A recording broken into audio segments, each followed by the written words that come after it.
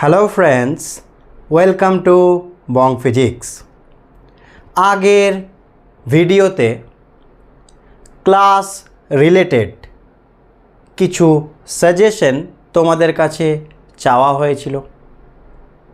তোমরা অনেকেই তার রেসপন্স করেছো, তার জন্য থ্যাংক ইউ সো মাচ। সেই সমস্ত রেসপন্সের ওপর ভিত্তি করে কিছু সিদ্ধান্ত নেওয়া হয়েছে এবং আরও কিছু সাজেশন তোমাদের কাছে আজকে চাওয়া হবে। আর ক্লাস কবে থেকে শুরু হচ্ছে এই সমস্ত বিষয় নিয়েই আজকের আলোচনা। তো যে সিদ্ধান্তগুলো নেওয়া হয়েছে সেটা বলি। নাম্বার 1, যে রাইটিং ল্যাঙ্গুয়েজটা হবে, কোয়েশ্চেন আনসার লেখা হবে, সেটা থাকবে ইংলিশে। ঠিক আছে? ওকে, যে কোয়েশ্চেন লেখা হবে, উত্তর লেখা হবে, সেগুলো ইংলিশে। স্পিকিং ল্যাঙ্গুয়েজ, এটা নিয়েই তোমরা বেশি সকলেই রেসপন্স করেছো। এটা কি থাকবে বলা হয়েছিল যে বাংলা বা হিন্দি, তোমরা বেশিরভাগ প্রেফার করেছো বাংলা, তো এটা বাংলায় থাকবে। ঠিক আছে? তো এই দুটো সিদ্ধান্ত নেওয়া হয়েছে। ক্লিয়ার? 3 নম্বর, সেটা হচ্ছে যে তোমরা অনেকেই ডিপিপি আর নোটসের বিষয়ে জিজ্ঞেস করছিলে। তো এই বিষয়টা আমি একটু ক্লিয়ার করে দিই। আগেই বলা হয়েছে যে ভিডিওগুলোতে এমন কন্টেন্ট দিয়ে দেওয়া হবে যেখানে সমস্ত রকম থিওরি, নিউমেরিক্যালসকে কভার করা হবে।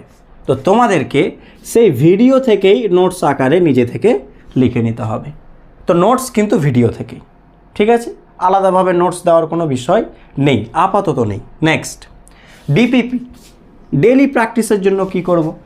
এর জন্য বলি, তুমি যে কোনো বই, প্র্যাকটিস বই নিজের কাছে রাখতে পারো, যেমন ফিঙ্গার টিপস, এই টাইপের যে অনেক বই আছে, বা কোনো মডিউল। ঠিক আছে? তোমার সুবিধা মতো যে কোনো একটা বই নিজের প্র্যাকটিসের জন্য রাখবে। নাম্বার 4, তাহলে ডিপিপি নোটসের বিষয়ে বলে দিলাম। ভিডিও থেকে পুরো নোটস, আর ডিপিপি নিজের কাছে যে কোনো প্র্যাকটিস একটা বই রাখবো, সেখান থেকে করব। সে যে কোনো বই হতে পারে। হয়েছে? নাম্বার 4। এবার 4 আর 5-এ কিছু সাজেশন তোমাদের কাছে চাওয়া হবে। এটা অবশ্যই তোমরা রেসপন্স করার চেষ্টা করিও। সেটা হচ্ছে, প্রথম, যে ভিডিও দেওয়া হবে সেটা কি ওয়ান শট ভিডিও দিলে বেটার হবে, না টপিক ওয়াইজ? আমি ব্যাখ্যা করে দিচ্ছি, তো তোমরা এটা বলিও। ওয়ান শট মানে কি? একটা ভিডিওতেই একটা চ্যাপ্টারকে কমপ্লিট করা হবে, এটা হচ্ছে ওয়ান শট ভিডিও। এবার একটা চ্যাপ্টারে কি অনেকগুলো টপিক থাকে, 3টে 4টে 5টা, ডিপেন্ড করছে সেই চ্যাপ্টারের লেন্থের ওপর। হয়েছে? তো সেই টপিক ওয়াইজও ভিডিও দেওয়া যেতে পারে। ওয়ান শট ভিডিওতে কী হয়, একটা চ্যাপ্টারে একটা ভিডিও, আর টপিক ওয়াইজ দিলে হয়তো একটা চ্যাপ্টারের 2, 3, 4, 5টা এরকম ভিডিও হবে। আচ্ছা, আমি দুটোরই প্লাস আর মাইনাস বলি। এবার তোমাদের যেটা সঠিক মনে হবে তোমরা বলবে, তারপরে সিদ্ধান্ত নেওয়া হবে কি করা হবে। ওয়ান শট ভিডিওর একটা প্লাস পয়েন্ট, সেটা হচ্ছে একটা ভিডিওতে সব পেয়ে যাচ্ছ, বারবার অন্য ভিডিও যাওয়ার প্রয়োজন নেই, এটা প্লাস পয়েন্ট। কিন্তু মাইনাস পয়েন্টটা কি? আগেই বলেছি, আমাকে ভিডিও তৈরি করতে একটু সময় লাগবে, একটু নয় বেশ ভালোই সময় লাগবে। এবং যে ভিডিওর গ্যাপটা হবে, একটা ভিডিও আসার পর অন্য ভিডিওর, এটা কিন্তু একটু টাইম গ্যাপ থাকবে। আমি আগেই কিন্তু পরিষ্কার করে দিচ্ছি। ঠিক আছে?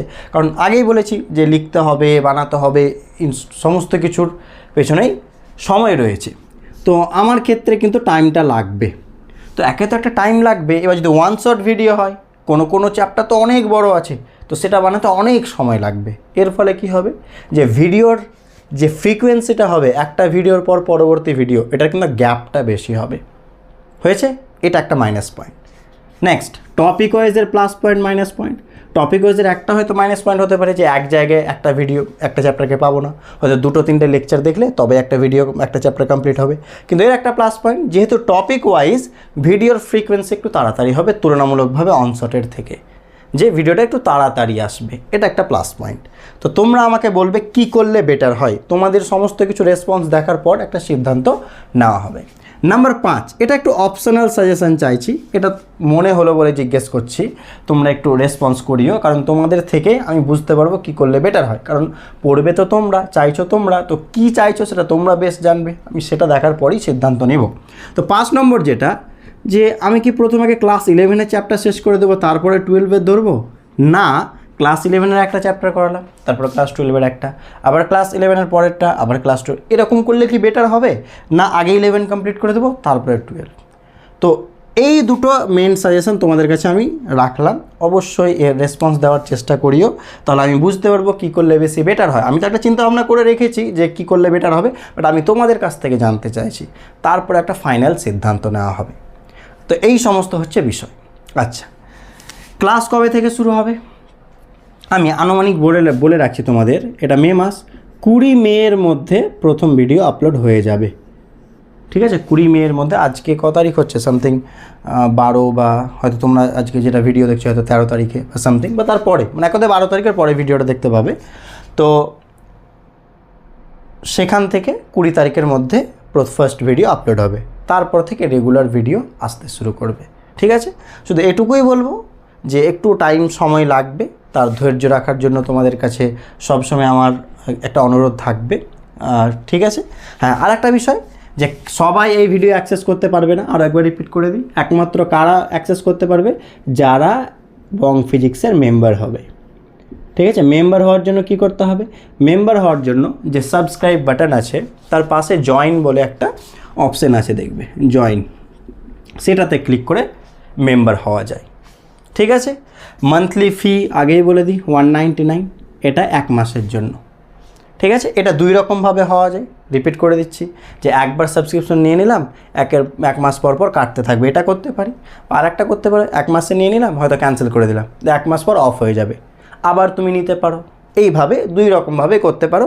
ইউটিউব থেকে একটু টিউটোরিয়াল দেখে নিও যে কী করে কী করতে হবে। ঠিক আছে, আমি মোটামুটি বলে দিলাম। তো এই হচ্ছে মেন বিষয়। আগেই বলবো তোমাদের প্রথম কথা, সেটা হচ্ছে যে তোমরা তো অবশ্যই কোনো অফলাইনের বা অনলাইনের সাথে যুক্ত থাকবে, অনলাইন কোনো অ্যাপের সাথে হোক বা হয়তো অফলাইন কোনো কোচিংয়ের সাথে হোক, যুক্ত থাকবেই।